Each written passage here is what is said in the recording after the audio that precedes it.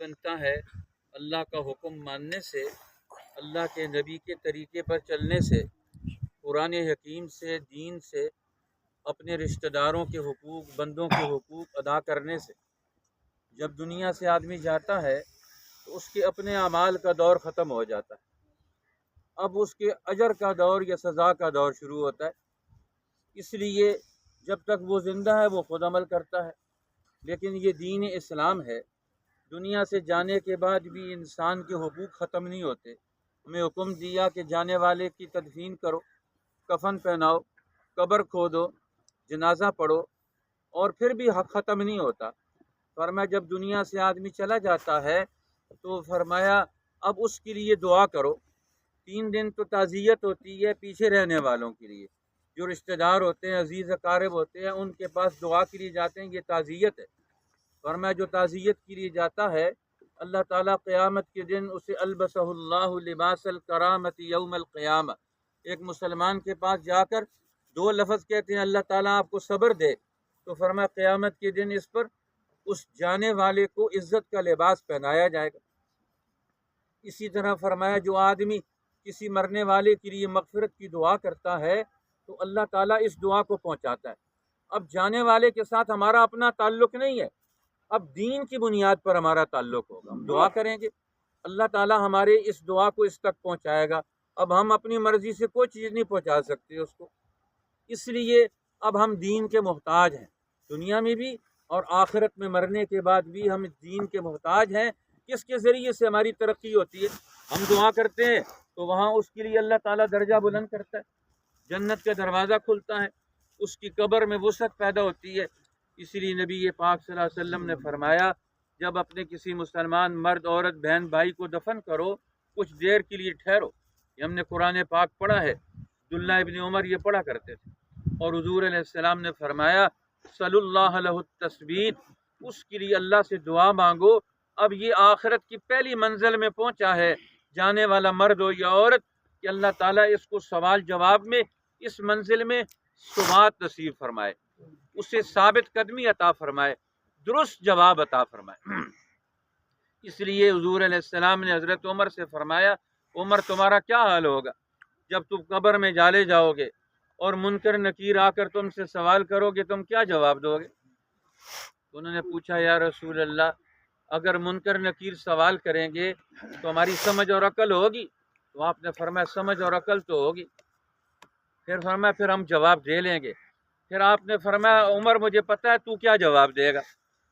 آپ نے پوچھا یا رسول اللہ میں قبر میں کیا جواب دوں گا منکر نکیر کو؟ تو آپ نے فرمایا جب وہ تجھ سے پوچھے گا مر ربو کا، تیرا رب کون ہے، تو اسے کہے گا میرا رب تو اللہ، تو بتا تیرا رب کون ہے۔ اور پھر وہ پوچھے گا من نبیوں کا، تیرا نبی کون ہے، تو اسے پوچھے گا مجھے تو پتہ ہے، میں نے تو اپنے نبی کا ساتھ دیا، ان کے دین کو سینے سے لگایا، اس پر عمل کر کے دکھایا، اس کا نظام اور قانون بنا کر چلایا ہے، مجھے تو پتہ ہے میرے نبی ہیں یہ، تو بتا تیرا نبی کون ہے۔ پھر اس سے پوچھے گا تیرا دین کیا ہے، ما دینوں کا، تیرا دین کیا ہے، تیرا نظام حیات کیا ہے۔ وہ عمر کہیں گے مجھے تو پتہ ہے میرا دین اسلام ہے، میری زندگی کا، میرے مرنے کا، میرے اٹھنے کا، میرے کاروبار کا، میری عدالت کا، میری سیاست کا، میری معیشت کا، میرے بولنے کا، میرے چلنے کا، میرا سارا نظام حیات دین الاسلام، میرا دین تو اسلام ہے، تو بتا تو کس دین کو مانتا ہے۔ تو عمر وہ شخصیت ہے جو قبر میں بھی اپنے دین کا تعارف کروائیں گے۔ تو آج ہماری ذمہ داری کیا، ہم یہاں سے جائیں تو ہم دین کے نمائندے بن کر جائیں۔ یہ قبر کا پیغام ہے، جانے والے کا پیغام ہے۔ اب ہم اپنے گھر کے، اپنے کاروبار کے صرف نمائندہ نہیں ہوں، ہم دین کے نمائندہ بن کر جائیں کہ یہ دین ہر آدمی کے اندر آئے، ہر بچہ بچی قرآن پڑھنے والے ہوں، ان کو اپنے فرائض کے بارے میں پتہ ہو۔ اللہ تعالیٰ ہماری مرحومہ مامی جان کی مغفرت فرمائے، یہ ہمارے ماموں جان عبدالحکیم صاحب، اللہ تعالیٰ ان کے وہی صبر دے، ان کے سب بچوں کو، ابراہیم، نعیم، وسیم، اسد، اللہ تعالیٰ ان سب کو، ان کے گھر میں خاندان میں جتنے لوگ ہیں سب کو صبر عطا فرمائے، اس صبر پر اجر عطا فرمائے۔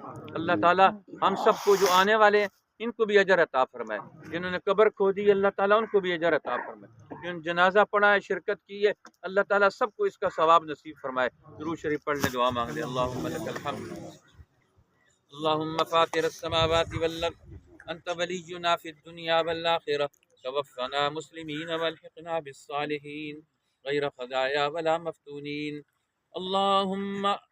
اللهم ارحمهم جميعا. اللهم اغفر لجميع موتى المسلمين الذين شهدوا لك بالوحدانية ولنبيك بالرسالة وماتوا على ذلك.